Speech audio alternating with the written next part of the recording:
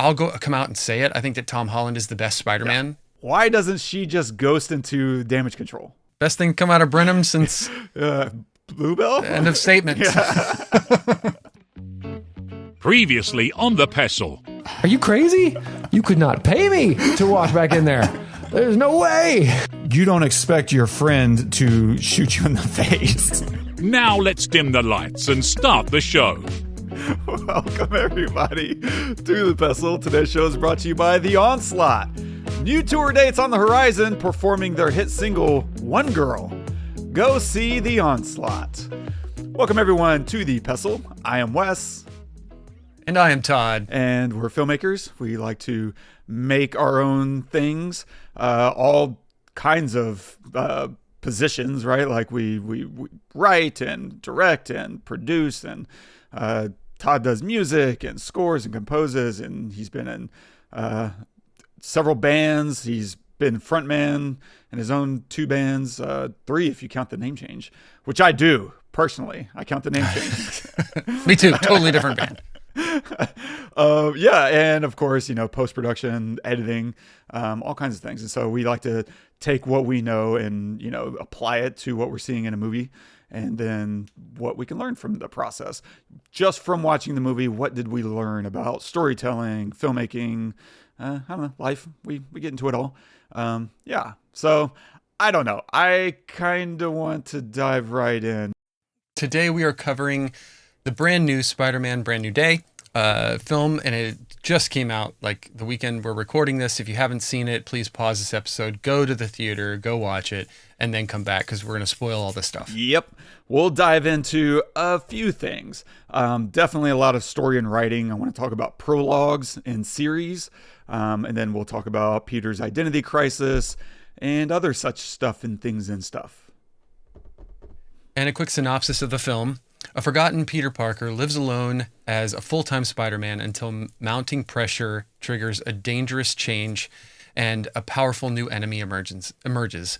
It's directed by Destin Cretton, written by Chris McKenna and Erik Sommers, cinematography by Brett Pawlak. It's featuring Tom Holland as Peter Parker and Spider-Man, Zendaya as MJ, Sadie Sink as Jean Grey, spoiler, Jon Bernthal as Punisher, spoiler, Jacob Batalon as Ned, Lisa Colin-Zayas as Detective DeWolf, I pronounced that wrong, I'm sorry, Tremel Tillman as Bill Metzger, and Mark Ruffalo as Bruce Banner. Nice. No clip. It's all web-slinging clips that are available, and I will not be ripping the movie just to use a soundbite. Yeah. But, dude, okay, so you and I, it's been rocky. I don't know it wasn't the Madness, was it? What was the last MCU movie we even covered? It might have been the last Doctor Strange. No way, really? God, I'm looking. I don't see anything. Oh, unless you count Deadpool and Wolverine. I mean, Superman. That's not MCU though. But no, I know, okay. but it's a superhero movie, which I kind of like. I guess what I'm leading into is the MCU specifically has been on the rocks since the end of Phase 3, I think. And so it's been a little all over the place. I mean, you and I had largely loved the last Spider-Man, No Way Home. But then we tore to shreds the last Doctor Strange movie. And so here we are with a new Spider-Man. And I'm wondering, 1, did you even have expectations going in? But 2, where do you think this universe stands now? Did you like the movie, and are things looking up, or is it still a little all over the place for you? Yeah, so I saw this yesterday with my kids. So that's a good thing. And it was a packed theater. So that's a great thing too. Just love going into a movie theater and being shoulder to shoulder with people I don't know. I mean, love hate, right? I just love the fact that it's happening, but not that it's happening to me. I mean, in a nutshell, I really liked this movie. I really did. And I think that MCU has got, I don't know necessarily what the direction is looking like. Like, I guess I never have. I knew that they had like multiple stages, right? And I knew it was leading to something, but I never really knew what it was because I was never a huge comic book person. I mean, I knew about characters, I knew about stories, but I didn't like collect them and read them and stuff. In this case, they're mixing X-Men, which is super freaking cool. Yeah. I did not expect that at all. And I was so excited. The moment that he said Jean Grey, I leaned over to Simon. I was like, oh my God, they're mixing X-Men. He goes, who is Jean Grey? I said, X-Men. And he goes, oh yeah. Cause we've watched them. We watched them all. Okay. And he knows that, you know, Wolverine and her, like, he goes, oh yeah. Cause she was like the most powerful. And so he's like knowing what to expect. I love the writing on this. I really do. I think that it's super cool because Jean Grey is young, right? So it's not her older, it's her younger, and coming into her power, I think was really interesting. I think Sadie Sink killed it in her role. I'll come out and say it. I think that Tom Holland is the best Spider-Man. Yeah. I just really do. Easily, especially with this. I mean, I thought that in the last Spider-Man with all the Spider-Mans, but in this one, it just hit home. And my kids think the same. They really do. They love him. I think Zendaya is perfect, as always, as MJ. She's fantastic. I think they gave interesting storylines to everyone. And I'm including Punisher, even. I'm including Jon Bernthal. I mean, he's incredible anyway, but I felt his backstory by only seeing photos that MJ happens to spot in that one moment. Like, I understood if I did, because my son didn't know Punisher. Like, he, you know, because it's a little violent, you know, kind of like story for him. So I kind of told him, he goes, is he a bad guy? Because at first you don't really know, because he's like shooting at it. I mean, Spider-Man lands on he looks like a bad guy, right? And he's acting kind of like a bad guy, but at the same time, he's not killing Spider-Man at that moment. So he goes, is he a bad guy or a good guy? And I said, he's kind of a good guy, but he does bad stuff. And he's kind of, anyway, I said, I'll talk to you later because we were in the middle of the movie. So I liked the way they introduced his backstory too. I think a lot of stuff happened. I mean, you had Hulk in this as well, which I thought was super interesting, and a really interesting way to have Jean be able to get into that vault, right? Like, how else is she going to do that? I mean, if you sit down and think about it, maybe you could think of another way, but why not? Why not have Hulk be a reason or the reason, right? They had some physics stuff in there, or genome stuff in there that I thought was like super interesting and made sense on the page, right? Like if I hear that, suppressing genes, suppressing RNA, and like okay, that is a thing, right? And Technobabble is always hard to do in a way that's satisfying. And they've done it in the past where I'm just like, that's terrible Technobabble. But here, like, using that Technobabble, right, is just a shorthand for people are saying a bunch of sciencey things that we're not really supposed to dive into the details, but we understand that they know what they're talking about. And to your point, like, they do it in a way that works really well because we understand some of the words, and for them, it feels like they're talking in shorthand to each other. So it clicks. I never felt like, I never rejected that moment, intellectually. Totally. And it's a great way to remind us that nobody remembers Peter Parker. Yeah. Including Bruce Banner, right? So, because he goes up to Bruce, and Simon even leaned over and he whispered to me, he's like, oh yeah, he doesn't know who he is.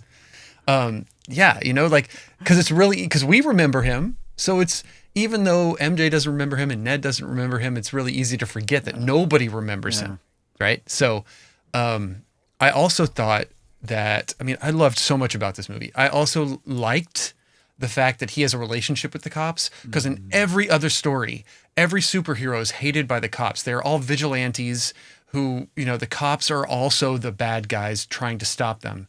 And while that makes sense in the real world, that probably would happen, it's already been told. It's already been done. Why not let him have a relationship that's positive with the cops? Because he's helping them do their job. Yeah. Like, sure, why not? I've never seen that in another superhero movie that I can recall. So he has a good relationship with them. which allows him to find these crimes in progress easier, and whatever. And then also she's able to call out, hey, I know I'm concerned about you. I know you're a kid, and I know that I don't know much about you, but I know that you're young, and I know that this stuff is getting to you, and you've been having headaches and all that stuff. And it kind of like introduces us a little bit to a problem that might be coming. And then that problem develops, and it develops in such a weird way. Like we don't get answers to a lot of stuff. It's not explained to us. We find out, like him passing out and then waking up in that huge web between the buildings. We're just like, what the hell is going on? Like, I have no idea. And we didn't know that it was Jean Grey jumping between people. We had no idea where that was coming from until, like a good, at least third into the movie, maybe even farther. I love that. It's not just handed to us, And even when it is, it's still a little bit like, what? Okay, Jean Grey, give me more. And then there's still time before we learn more about her. We don't learn much about the what is it? The department, damage control.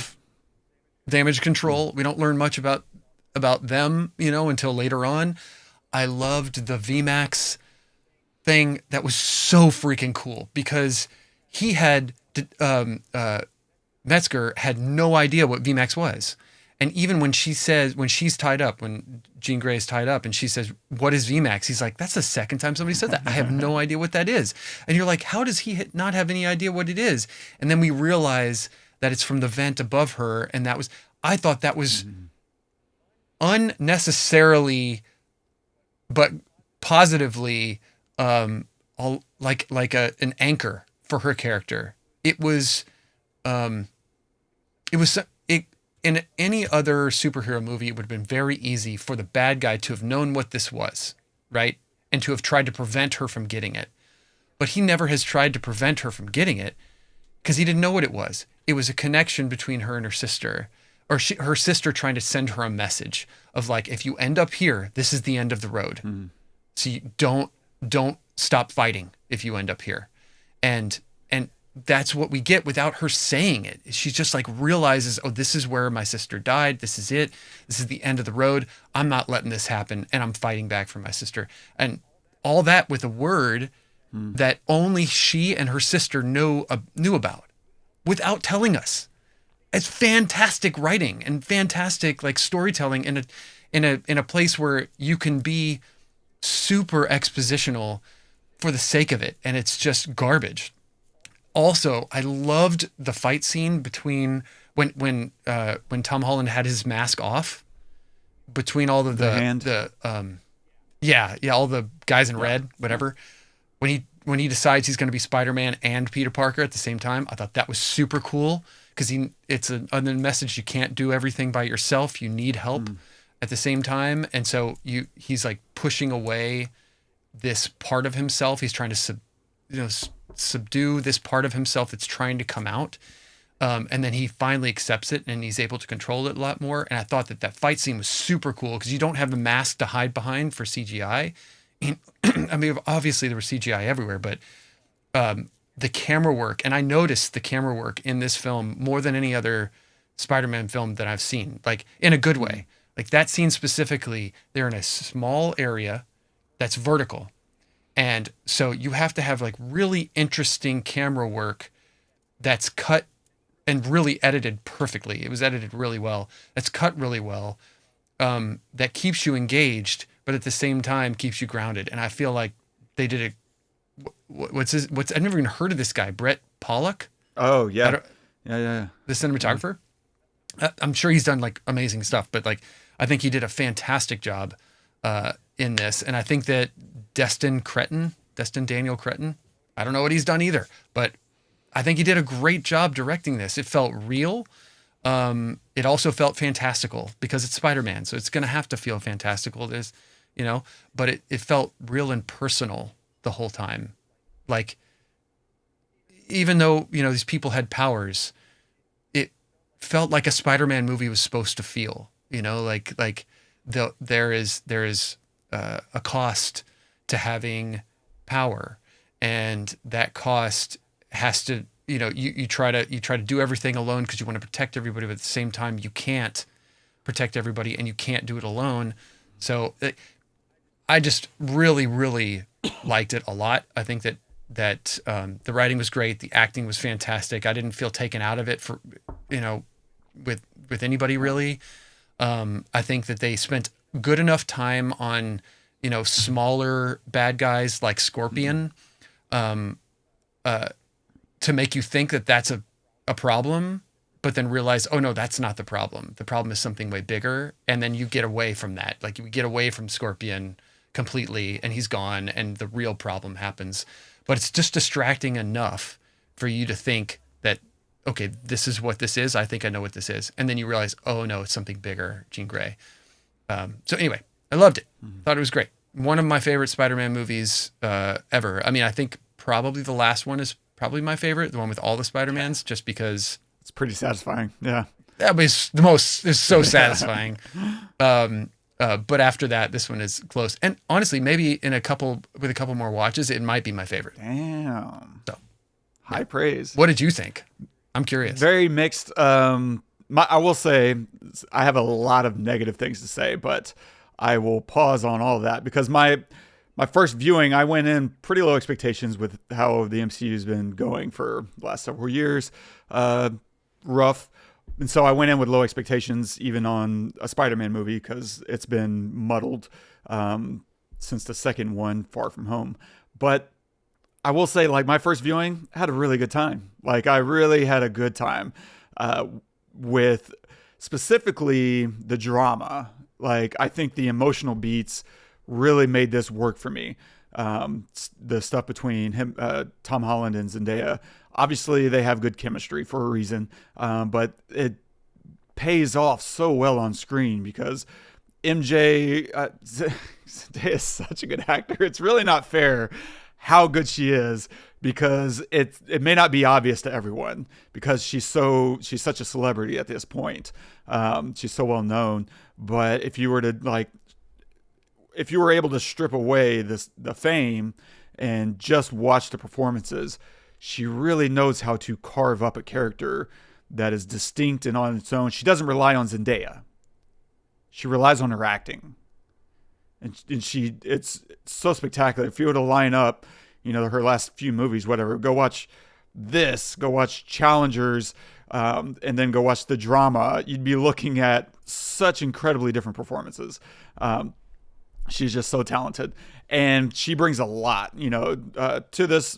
Her and Tom Holland both, bring a lot of emotion to the story. That is what absolutely kept me glued. And then, like you said, the reveal of Jean Grey, I had completely forgot Sadie Sink was going to be in this. And so that reveal was like, oh yeah, I forgot she's in this. Who is she? And then finding out that it's Jean Grey was like absolutely cool. That was just the coolest moment in the world, for sure. And the mystery around that was very fun, and made me lean forward. Because whenever I first see what the bad guy's doing, right out of the tank, she jumps into someone else. My first thought was, Denzel Fallen. I was like, oh, we got a Fallen situation on our hands. Got it. But at the same time, we don't know what that is.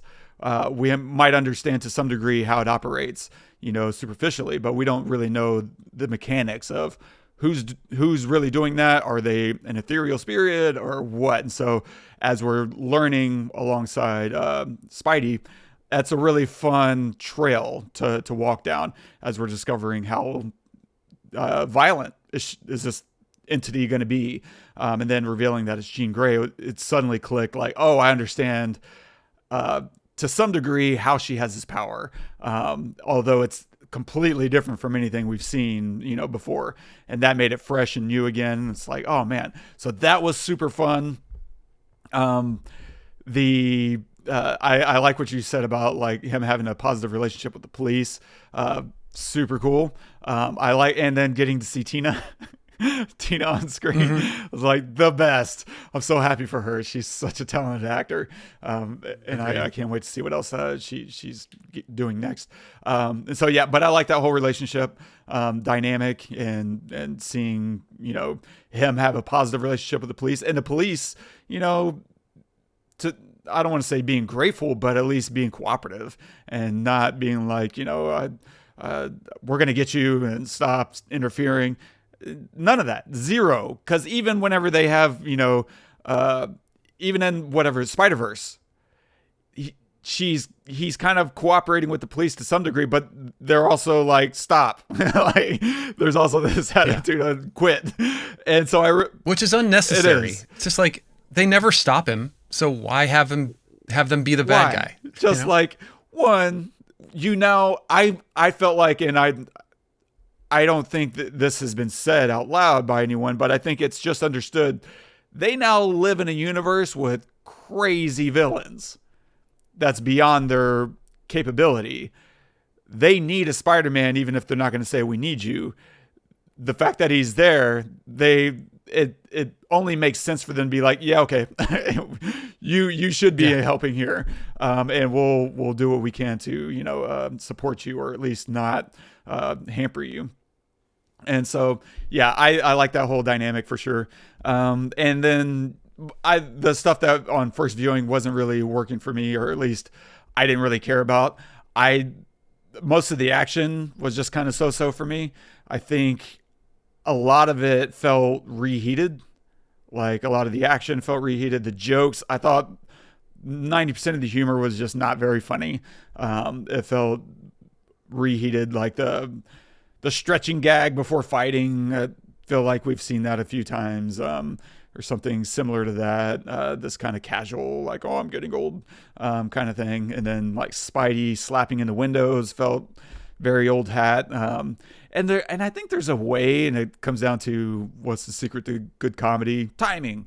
And there's probably a way to do those gags in a way that's still funny and fresh. They just simply didn't do it. And if you can't nail it, I feel like just do something else. But at the same time, except for the stretching, they don't really linger in those moments too far. So it didn't really pull me out. Like, there's you can hit the window and then just sit there for another 10 seconds while he just screeches down the side.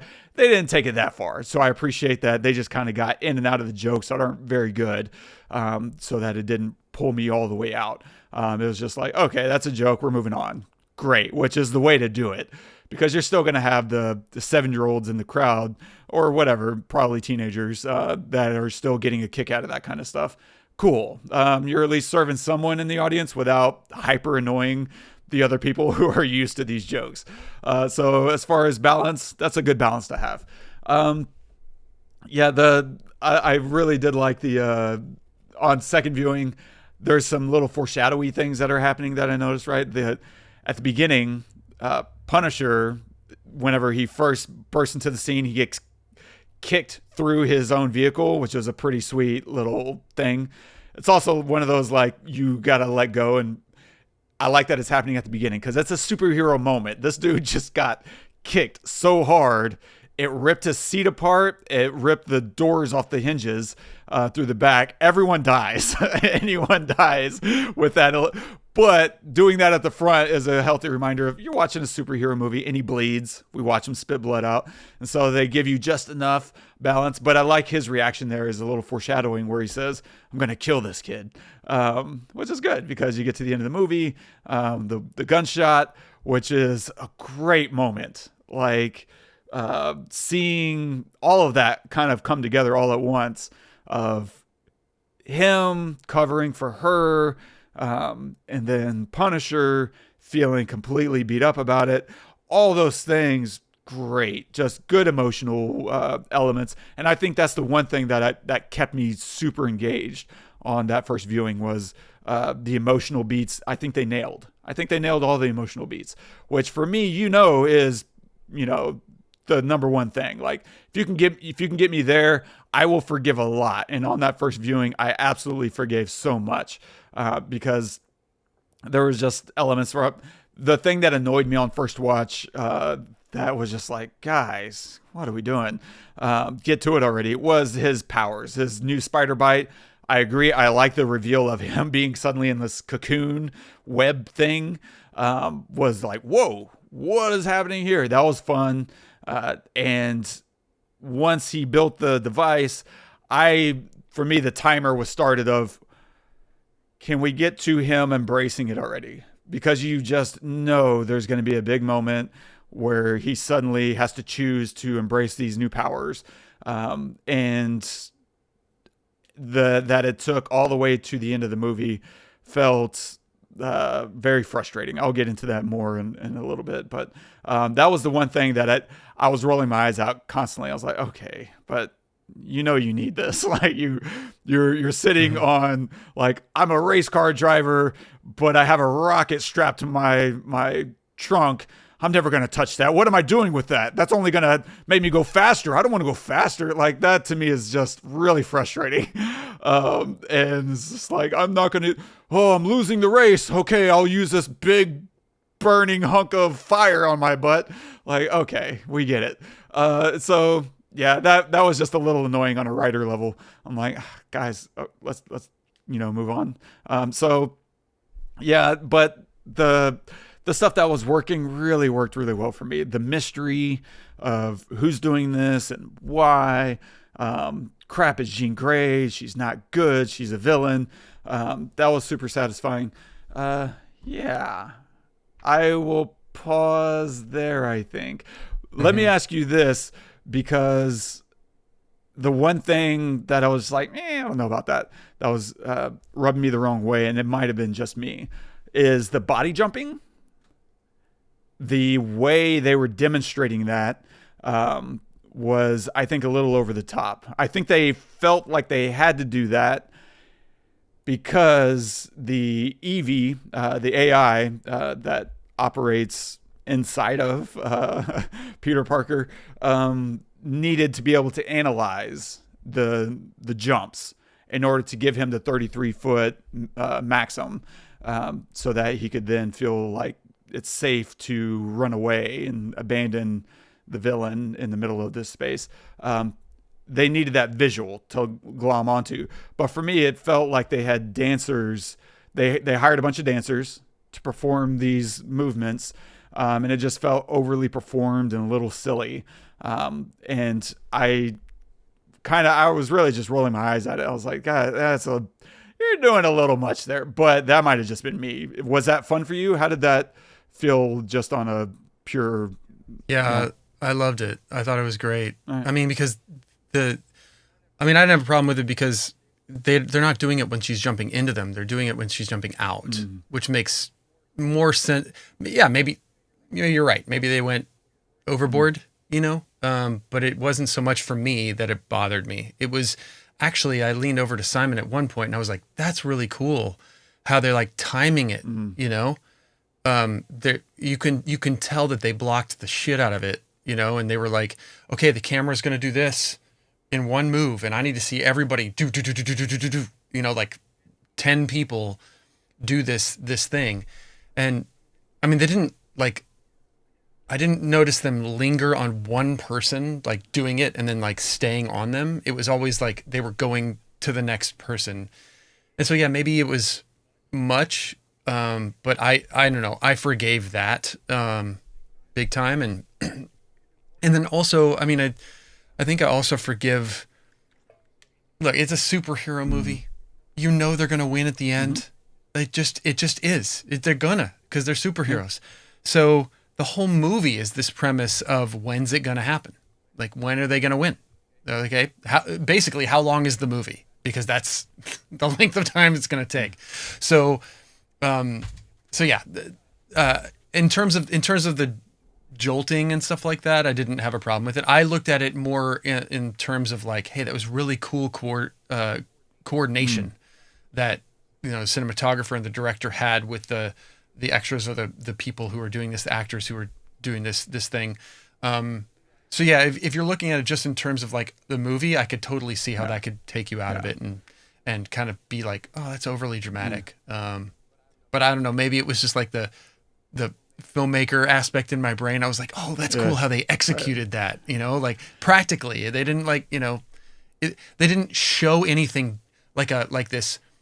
They didn't show anything jumping out of people, which is what I liked. I liked that it was just people doing a thing and then the next person doing a thing. Right. Instead of seeing this electrical, entity. whatever. Which is totally, True. Doctor Strange bullshit. That's like, okay, I don't need to see it. Let me just see the person doing the thing, and then I know that happened. And I thought that was kind of cool. They did. Nice, very cool. Yeah, I kind of disagree on the. Yeah, we know they're going to win at the end. That's true. Like I agree. So far as that's an absolute guarantee. But for me the secret sauce, of course, is in the execution of it, because we go to James Bond knowing James Bond is going to survive because he's the title character. Like Spider-Man's going to make it because we know he's Spider-Man and there's going to be another one at some point. Of course, the secret is in still getting us to create tension through the experience from something, whether that's can he save the city or save the person, the girl, the kid, or the villain themselves often, right? A lot of him is saving the villain from themselves. Seems to be a running thread through pretty much every Spider-Man, which is cool. That's a very endearing quality that we like out of him. And so I think I'll get into what started falling apart after leaving the movie and the emotion kind of dying down. And as I was thinking about things, I'm like, oh, and then on a rewatch, man, it was rough. The rewatch was very unforgiving for me for a lot of reasons. But before I will start with one thing that whenever I first sat down and was watching this was the prologue problem with sequels. Now, I don't mean it as a problem in a negative way. Like, it's something you have to address when writing a sequel of any kind. Like if you have a book series, and this is something I picked up on as a kid reading a book series, because, you read that first book and it's so good. Now you pick up the second book, because for me, these books have been around for like a decade. So I got 10 books I'm going to just plow through. And then by the fourth or fifth book, I began to pick up on the writer filling me in on things I already knew. Like, oh, and here's this character. And don't forget, this was a love interest and she broke his heart. And then he got over her by going, and I'm like, yeah, I know. and I just began to understand like, oh, he's telling me these things in order to make sure if I haven't, if I don't have all 10 books sitting in front of me and it's been 2 years since I read this, I will get up to date and remember. And it's all in the execution, right? How clever are you while doing it? If you do it in just the prose itself, maybe not as clever as having an exchange with the boy and the girl and like, hey, I didn't mean to break your heart or whatever. And then suddenly you're like, oh yeah, that did happen. So there's multiple ways. And it's just a problem that you run into with sequels is, how do I create the necessary backstory to catch people up? And how do I do that in a way that's entertaining for people who already know, but detailed enough for people who are new? That is a problem. That's something you have to figure out, and it's never easy. But there's a lot of ways to do it. And like some movies get around it with just a big exposition dump, or they'll do it with recycling clips, right? Like previously on. That's how TV shows do it, of course. Or sometimes they'll create a new memory, like a new flashback. They'll do a flashback to a scene that never happened. And now you have a new inroad that's fresh for someone who watched the last movie or read the last book or whatever, but is also informative enough for someone who's brand new. And now everyone's winning. Those are always really fun ways to go about it. Like Lord of the Rings, right? The Two Towers, brilliant intro. And this was a conversation that Peter Jackson had with the producers. Like, how do we start the second movie? I think producers wanted like a previously on kind of thing, like do some kind of montage of what happened in the last movie to catch people up. And he was like, nah, I'm not going to do that. And it was genius. He started the movie at a flashback as a flashback and then continued a different path that we didn't get to see in the first movie. So now you got something new, but also reminding people of something. And obviously I'm being a little coded in case people haven't, you're a younger listener and you haven't gotten around to the rings yet. What are you doing? But, but there's a lot of ways to approach a prologue of updating people and reminding people. And then of course, in this movie, we have to remember that he's forgotten. Well, that everyone has forgotten him, right? And so Brand New Day uses a voiceover exposition dump vis-a-vis his letter to MJ, which becomes critical to the whole story. So I think that's a really smart way to handle this, because now we're getting a piece of content that's going to be used throughout the movie. It's just not for its own sake or just for our sake. It's going to be an actual plot point that's going to be used in the movie. And it lets us recall that everyone's forgotten his identity. And it also reminds us why he chose to do it and why he's continuing to stay forgotten, as it segues into a montage, fighting crime, feeling alone. And it's just kind of reinforcing everything we're seeing or listening to in the letter, which is, pretty sharp, efficient, no problems, on my end. The one thing that I thought was very funny, and it was hard to tell how intentional it was, and especially given all my issues with the writing that I'm about to get into. But there's that moment in the montage when the villain has him by the throat and he's dangling him over the building. How long is it going to take for you to hit the floor or whatever? And I'm like, does this guy not know Spider-Man literally travels through the air? Like, this is not a threat. Like, that was just one of those weird, we're not supposed to be afraid for Spider-Man, obviously, because the tone of the whole thing is like him kicking ass. But I thought it was just a weird, like, this isn't a very good villain. Like, this has got to be the bottom feeders. Anyway, so. And it was. Yeah, he was not even, a problem. What's the guy's line? Barely an issue, barely an inconvenience. But, okay, so all that, let's get into a little bit more of my issues with the writing, which was, I think, maybe as a preface, they tried to lampshade all the stuff I'm about to talk about. They did a bad job of lampshading, and I'm just going to call it bad out of personal opinion, not objectively. But there's that moment in the class when we catch up with Bruce Banner, and he's a professor, and he takes some Q&A, right? A student tries to segue into a question about the Avengers, and he's like, are you just trying to get me off topic? And she's like, yeah. He's like, okay, one question. And he takes a question, and it's, why didn't Thanos, if he was concerned about resources, just make more food? Which is a really cool question, right? And to be completely frank, I never thought about it. But it's a great question. And instead of taking the question, he completely dodges it. Instead, what does he do? He points at the guy who comes to class dressed as the Hulk and says, what do you got? Hulk smash! And everyone laughs, right? The point being, this is a lampshade to take a little bit of the harshness out of all the criticisms, which is, he's not answering the question. We're supposed to focus on the fun, Hulk smash, and not be smart. Why didn't Thanos find another way to provide, right? And so to me, this is a terrible lampshade, as it's asking us to be dumb and have fun when I think better writing is available to them. And so, look, if you want to, I have zero issues with Infinity War. So, like, that's a great question. I don't think it needed to be answered at all, because of so much other stuff going on in that movie that's absolutely humming along. But for them to use that as an excuse for iffy writing was very, like, annoying to me, just personally.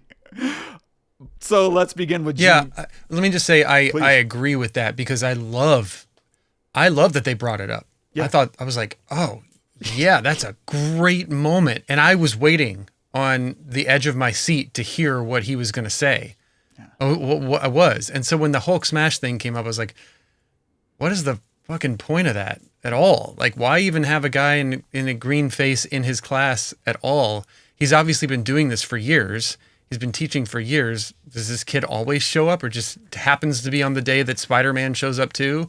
Like, what are the odds of that? Yeah. And yeah, why call on the guy at all, ever, especially during this. It doesn't make any sense. And if you're really that smart of a professor, or like that big of a genius, you'll have some kind of response to that. You're not going to let some idiot in the class respond to that very good question. Yeah. So I was on the edge of my seat there, and I felt the same. I was like, oh man, I wanted something else. Yeah. Even if it was silence, that would have been cool. If it was just, okay, class dismissed, whatever. I don't know, something, but yeah. Yeah. Good point. So them just trying to duck, it feels like, okay, this whole movie is going to be that. It's going to be us avoiding the hard questions and instead doing the fun thing. Cool. That said, here's the issues. So, Jean Grey, why doesn't she just ghost into damage control? There's absolutely nothing stopping her from getting in there, from getting into Metzger's head. Zero. Okay, because she can take over anyone she wants. And so the idea that, she has to take over Scorpion or use Spider-Man, none of that makes any sense. That's a very weird choice for her and makes her look dumber. Again, in hindsight.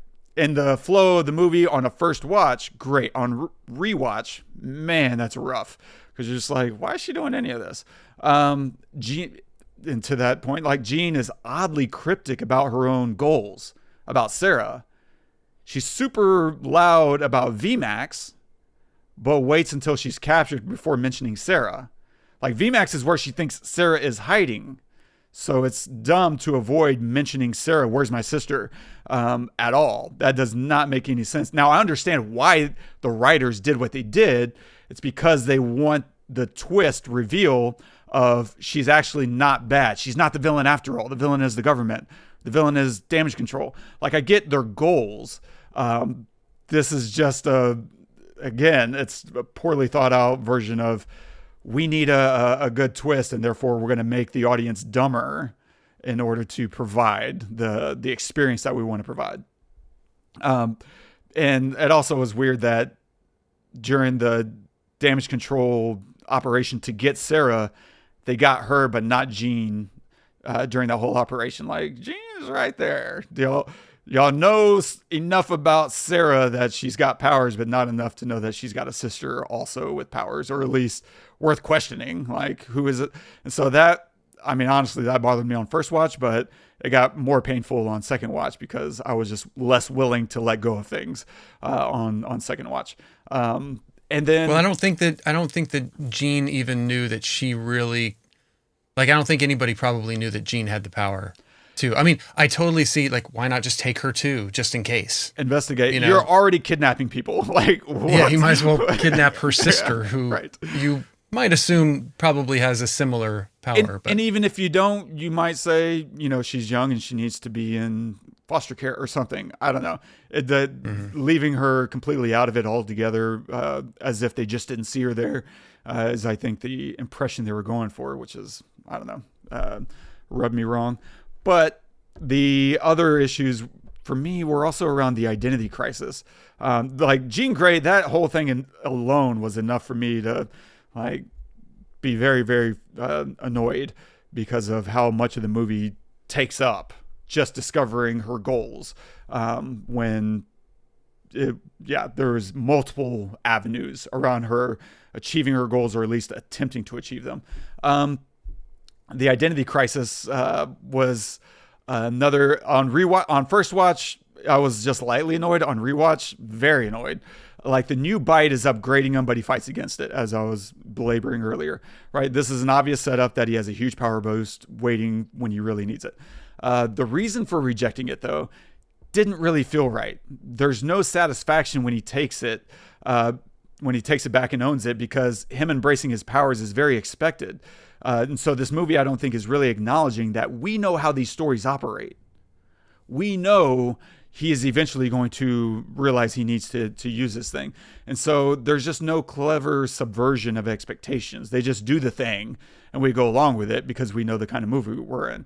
But the problem with that is you lose a lot of tension and engagement and the opportunity to do cool shit.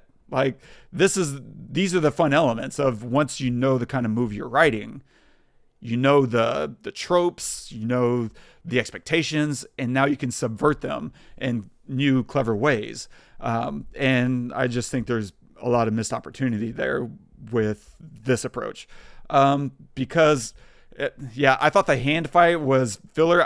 For me, that wasn't super fun. There was that moment where they all fly into the air and he's like, God, that's cool.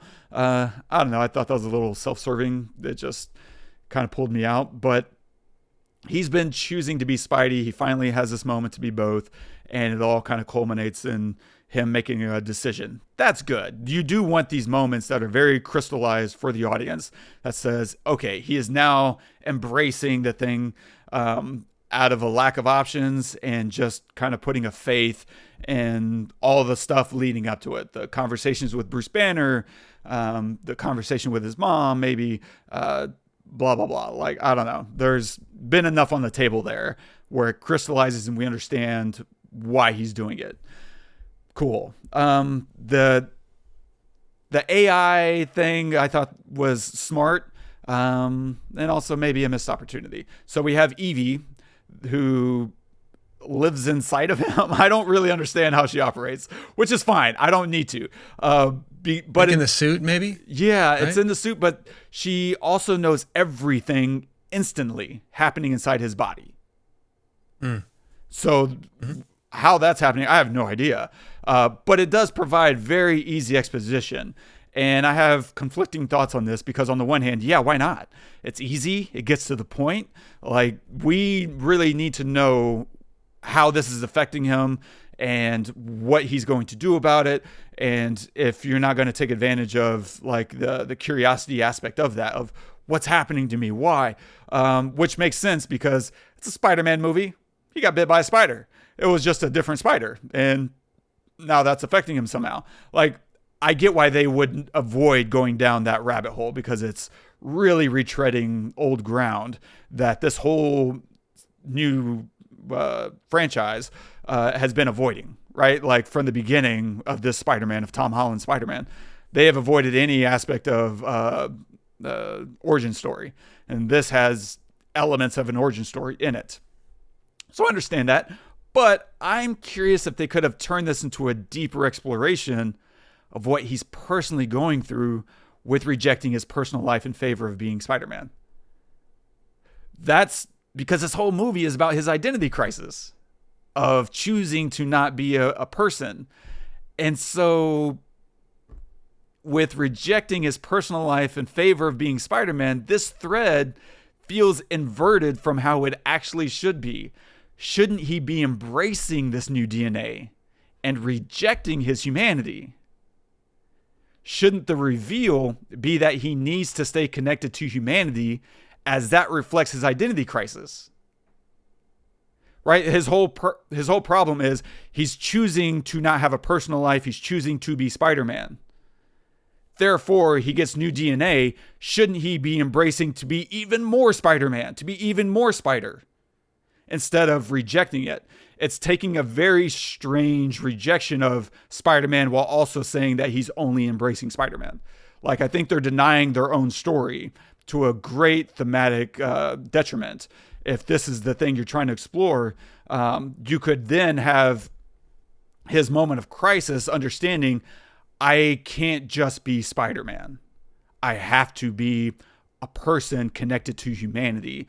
And that would be a very interesting fulfillment of the theme while also giving him some moment of clarity that is probably going to then have to be reflected in Jean Grey.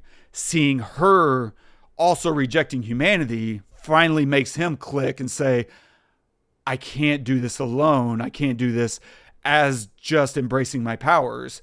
I also have to be a person because that's where, you know, the real benefit to not just humanity, but to myself resides. I think they just missed a massive opportunity and muddied their own story up because what they really wanted to do was create a little trinket that you slap on a neck that, you know, denies someone who they are. And that way he could then get her captured and put her in a position of helplessness that he then gets to go in and save the day. Blah blah blah. Like they back their way in, but I think they use the wrong tools at the wrong time in order to muddy up their own themes. So yeah, I mean, I would disagree a little bit just from my perspective. Like I hear what you're saying and that makes complete sense, but I kind of liked it because in every other Spider-Man that I've seen, when there's a black suit Spider-Man or, you know, the Venom Spider-Man or whatever you want to call it, I don't know, whatever, the bad Spider-Man, like he's bad for a while and you don't like it. Like I never like it. I didn't like Tobey's version. I didn't like it. Yeah. Any version of that.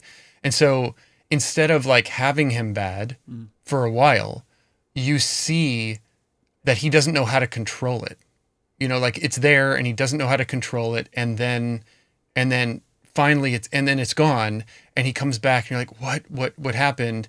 And so he wants to push it away. It kind of like felt more like real life. Like when you know you're changing, when you know you're, you know, having going into puberty or something or whatever, you don't want that. Like you want everything to stay the same. You want everything to stay what you expect, normal. And yeah, normal sucks because he's without MJ and without Ned. But it's what he's come to feel is normal because it's been years. I mean, obviously it's been at least 4 years because they're finishing MIT. So it's been years of him. This is how things are. And so now that it's changing and he doesn't know how to control it, but it's not so far as like, you know, for a good 20 minutes, he's this bad guy. Yeah. It's like, you know, 20 seconds or like a minute or something. You can see he doesn't want it. And so he does everything to push it away. And it feels very human to want to push away change. And then in the end, he, you know, obviously, you know, we know he's going to accept it and he finally accepts it or whatever. So, I mean, maybe on a second viewing, I might feel the way that you feel, you know, first viewing. I completely agree that version of like Venom taking over or Carnage, like those things definitely mean being a unlikable character, which is not good for Spider-Man that we love. I don't think they necessarily had to go that direction though. I think it would just be he becomes a more badass and more disconnected, but I don't think he has to turn like evil or bad. I think he just becomes more isolated. I don't know. Yeah, maybe it ends up being exactly what you're like worried about, and that's a fair criticism for sure. But I think because like when you're growing up or whatever, like you have all of these. I compare it to like, you know, puberty or whatever. Yeah. You have all these hormones that you don't know what to do with, all these other extra feelings that you don't know how to handle. And I think in his case, when he's fighting bad guys, these extra feelings and emotions are physical strength and their anger. And he doesn't know how to handle that, so he pushes it away. It's like their version of Venom. It's their, you know, just like their version of, what was I talking about earlier? Like that they touch on but don't go into. They take this version of this story, but they turn it into something else. And the only reason I think Venom is because his eyes turn black. Yeah, right. Which I thought was a really cool touch. Mm-hmm. His suit isn't black. You know, it's not some goo that like is from outer space. It's literally just his eyes turn black, and which is more spider-like too. Yeah. You know, because spider's eyes are black. So it's just it's just frustrating because they never commit. They never commit to actually exploring any of that. Like you have her, they're using exposition to indicate that there's a dark place that he's going, and she's threatening him with exposition, basically. Like, you're going to forget who you are. Like, this thing inside of you is taking over. It doesn't. It never takes over. It's never a threat. That's a good point, yeah. And it's just, I think it muddies their whole message whenever you never commit to it on any level. Instead, it's just there waiting for him as a tool to embrace. And that's, I think they just left a really interesting experience. And maybe, I don't know, maybe they just explored it and they're like, they couldn't find a way in. I think more likely it's the stuff that you just said, combined with, we want to have this moment at the end, and this is the easiest avenue. We need Jean Grey to be a reveal, and then we need the twist to be she's not the villain. And then we need the extra twist to be her redemption of becoming a good like person again. And then we'll forget that she killed people or whatever she did.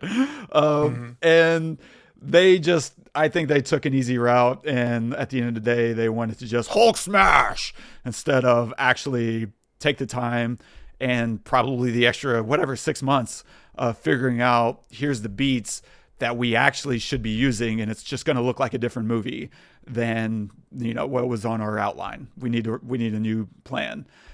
Because once some of these dominoes start to fall, you find a million little things that is like, well, that doesn't make sense. That stuff that if it's one or two and you have all these other things that I'm talking about, right, I'm way willing to forgive because you're getting the big pieces right. I'm like, yeah, I can look over that.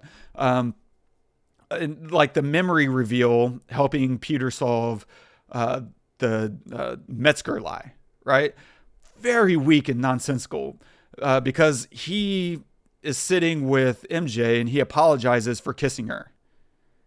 And it's so weird because he thought that she should know that, whenever he kissed her, that he didn't think she was who she was. And then he's surprised that she doesn't remember the kiss. But wasn't he telling her because he knew she didn't already know? Like the whole point of that conversation was, I'm telling you something you don't know. But then I'm surprised that to find out that you don't know it. It was a very weak, like, this is now the moment we need him to realize Metzger is the bad guy. And here we go. And then he shows up to damage control and suddenly everyone wants to fight him. Like the guys at the gate want to fight him. Like, why? There's absolutely no reason for them to suddenly turn on Spider-Man.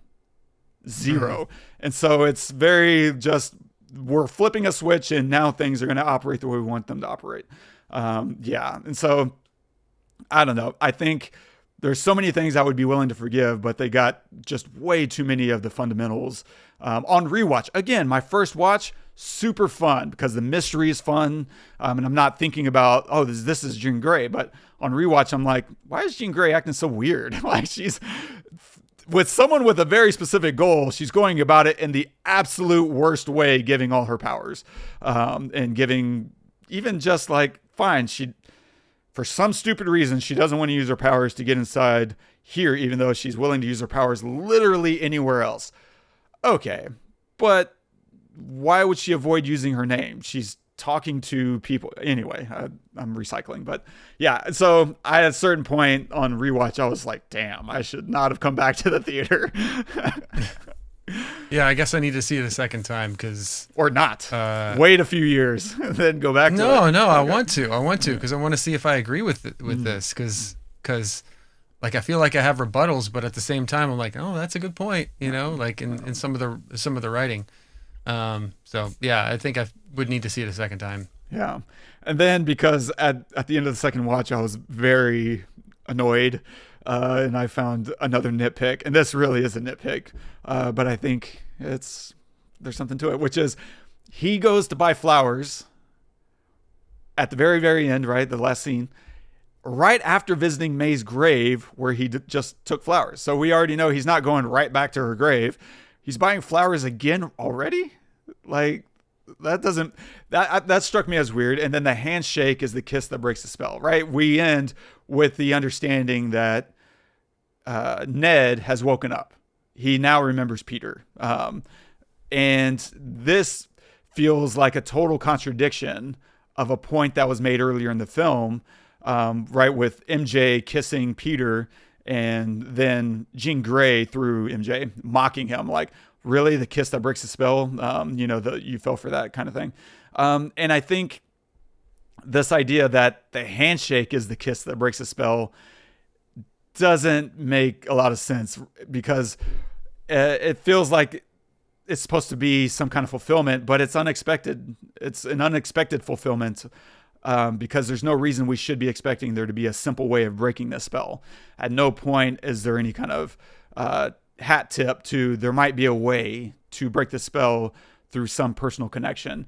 Instead, it felt like the exact opposite point was made. You just kissed, this girl and thinking that it was going to break the spell, but that's a stupid thought. That's dumb. Why would you ever think that? And so I feel like they just kind of rejected their own premise by letting a handshake be the thing that breaks it. So a couple things there, and Okay. Simon actually spotted this for me. First thing is that he's not buying flowers for May. He's buying them for MJ because he's going to go talk to her and try to like make things right or whatever. Also, it doesn't break the spell with Ned.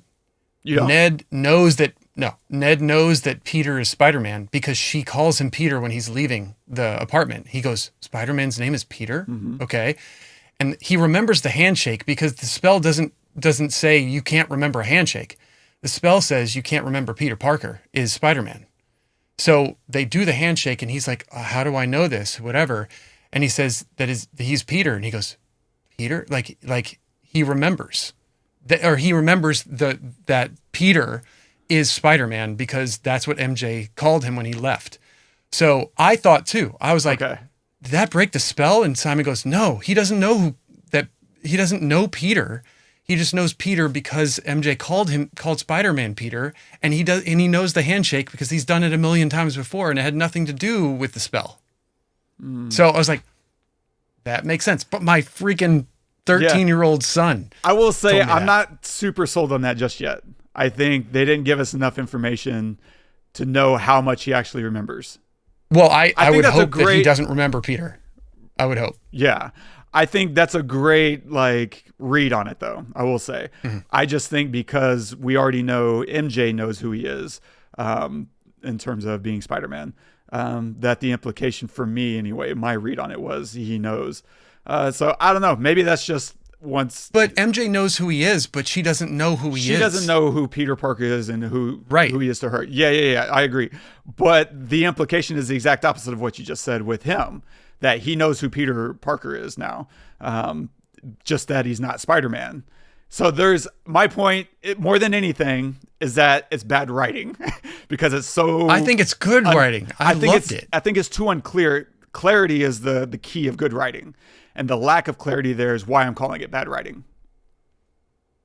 In this, I normally would agree with you, but I disagree in this case because we're having this conversation and we both disagree, and that's a good thing because it's the end of the movie. That's why it lacks clarity.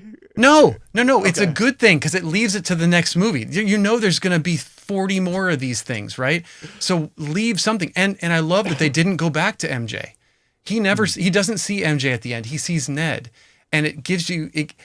So you My see it as 13-year-old son a had conversation an idea. piece for everyone to fight about until the next release. Okay, I think that's fair. great. That's and fair. as long That's as totally fair. here's the deal, and as long as Ned does not remember Peter, as long as he doesn't remember that they had a relationship and that they were friends, he knows Peter is Spider-Man. That's the revelation. I know this guy who is Peter is Spider-Man. And I know we had some kind of connection because we're doing this handshake thing, whatever. As long as he doesn't remember that they had a relationship in the next movie, this was good writing. If he does remember, then this was shit writing. I totally agree. Well, yeah. Hold on. Then what do you think the point is of him remembering, or of knowing that he is Peter instead of Maynard? Because now only a few people know who Spider-Man is.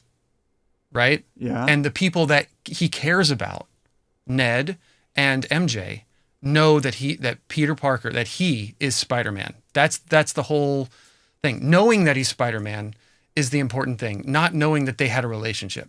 Now moving forward, they're going to have a relationship, but they even prove it when or not prove it, but they even call it out when MJ says, "I don't love you." Maybe she did. Maybe this other MJ did. But I don't. Right. Oh, hold on. And they leave it. That's the last time we see her. Sure. I think I'm misunderstanding then what you see as him actually knowing. I thought you were saying he remembers that he is Peter Parker and that they had a friendship, just that he's not Spider-Man. You're saying he knows he's a guy named Peter who is also Spider-Man, and that's it. Yes. Gotcha. Yes. Okay. That and the handshake he remembers because it had nothing to do with the spell. And he's like, how do I know this handshake? And it just kind of like leaves it there. So I know this this Peter in front of me is Spider-Man, you know? Okay. But I thought you were saying the the exact opposite. I thought you were saying, oh, no. he knows he's Peter Parker, just that he's not Spider-Man. Gotcha. Okay. No, he knows because she called him Peter when he left the apartment. Okay. And he goes, Peter? Spider-Man's name is Peter? Yeah. You know? Without that, then yeah, it would make no sense at all. It'd be like ridiculous writing. Okay, so hi Peter, how do we know this handshake? Has nothing to do with Spider-Man. Okay. Well, to me is just more confusing in the sense of why did the handshake reveal to him that this is Peter? No, he said, I'm Peter. Oh, he did? Okay, I thought he just Yes. said, hey, nice to meet you.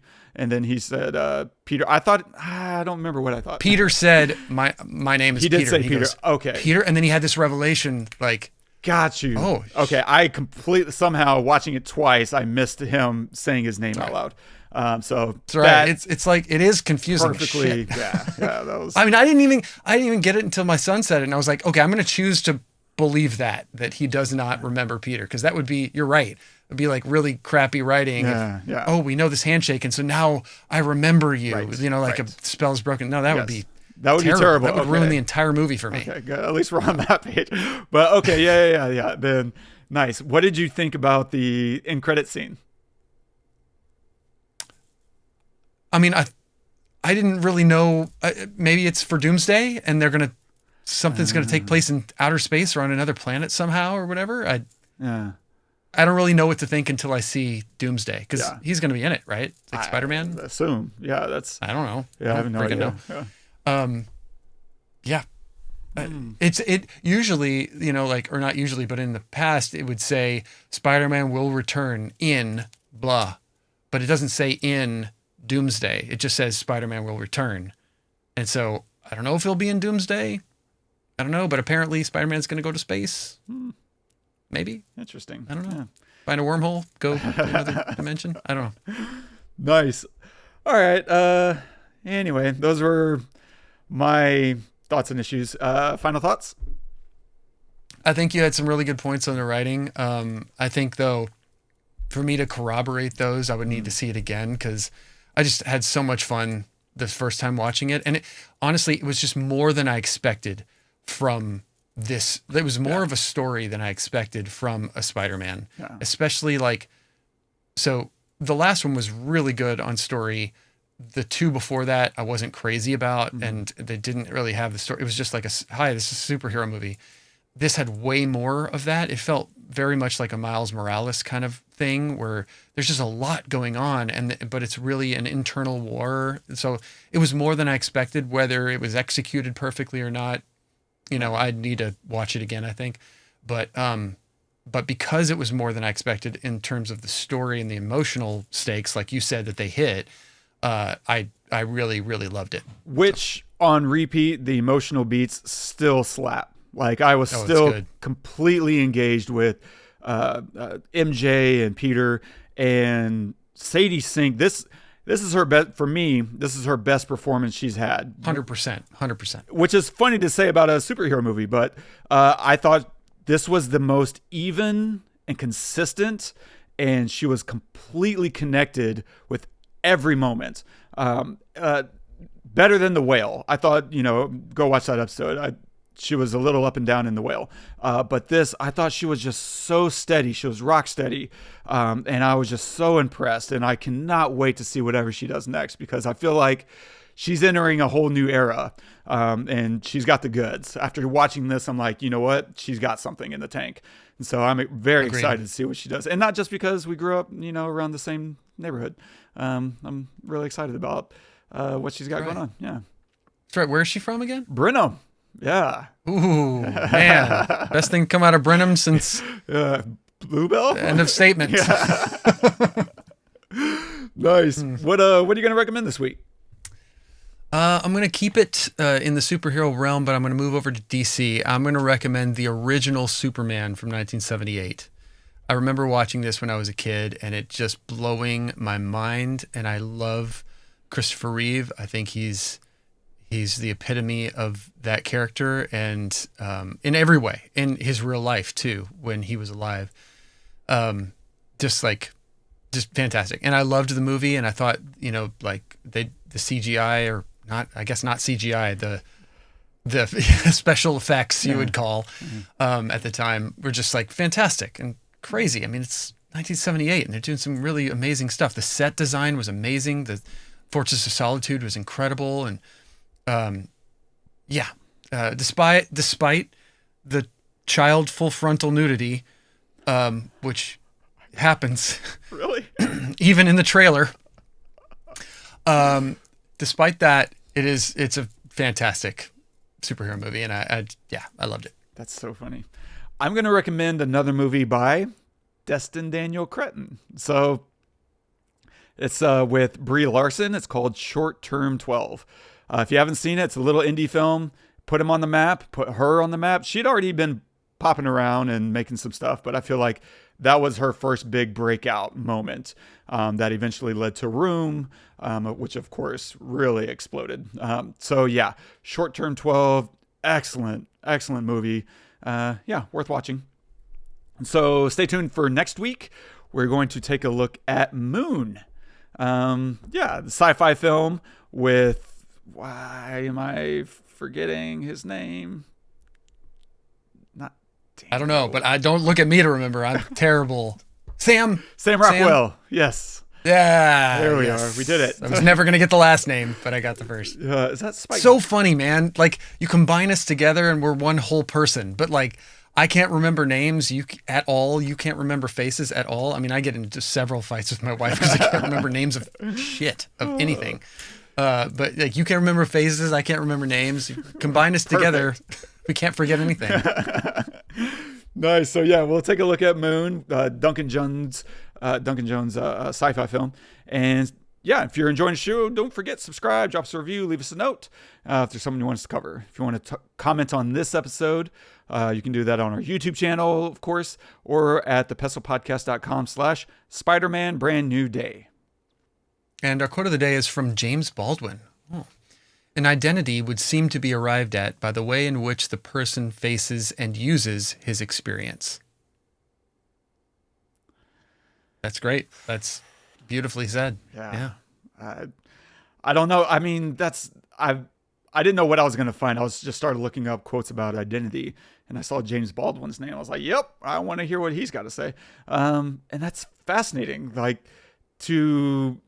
Because it is a little bit of, it's more maybe nurture than nature, right? It's saying it's what you've experienced is the prime way that we have an identity. But it's more than that. It's not just what you experience, but it's also how you use and deal and handle your experience is what your identity really is. And I like that because it's about the choice. I just don't subscribe to fatalism.